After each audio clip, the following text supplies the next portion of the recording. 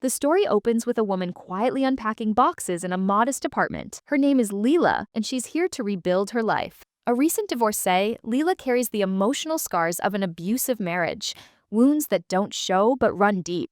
She's looking for peace, a fresh start, and maybe even a reason to hope again. Her new job as a high school English teacher in a quiet town seems like just the escape she needs. Meanwhile, across town, we meet Jason, a 19-year-old senior trapped in a home where the past never quite lets go. His older brother is in jail for drug dealing, his parents are drowning in disappointment, and expectations weigh on him like a stone. School is his escape, but also his prison. He's been kicked out of several, and this is his last chance. On her first day, Leela is introduced to the staff and shown her classroom. It's a typical scene: desks, fluorescent lights, teenage boredom. But there, in the back row, sits Jason, quiet, withdrawn, watching. He doesn't care about English class. He's barely hanging on. But when Leela assigns a personal essay, something stirs. After class, Jason approaches her saying he needs help. The essay's supposed to be about his life, but that's a story he's not ready to tell. Leela gently encourages him. "You can trust me," she says. "It'll stay between us." But Jason walks away.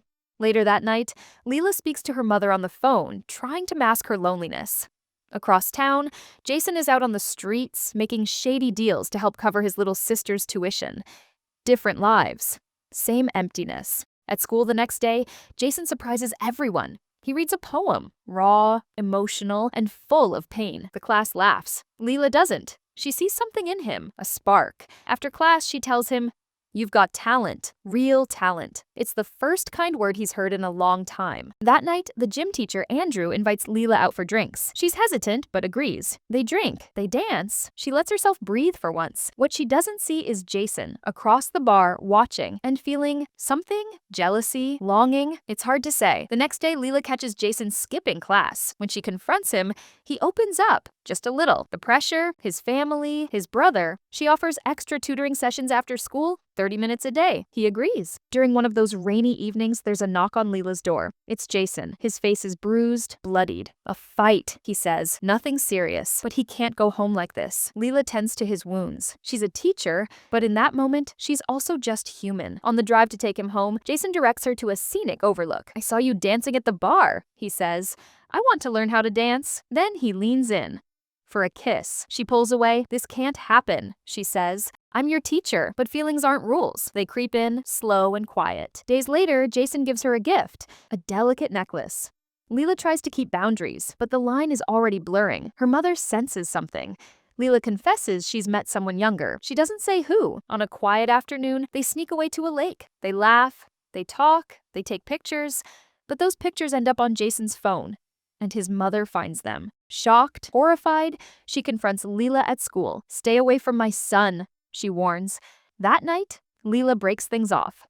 "This can't happen," she says again. Jason, heartbroken, leaves, but he comes back with flowers and a note that says, "I love you." This time, she lets him stay. They make plans, maybe even to run away together. But the world has eyes. Andrew, the gym teacher, sees them holding hands at school. Jealous and bitter, he confronts Leela in her classroom and assaults her.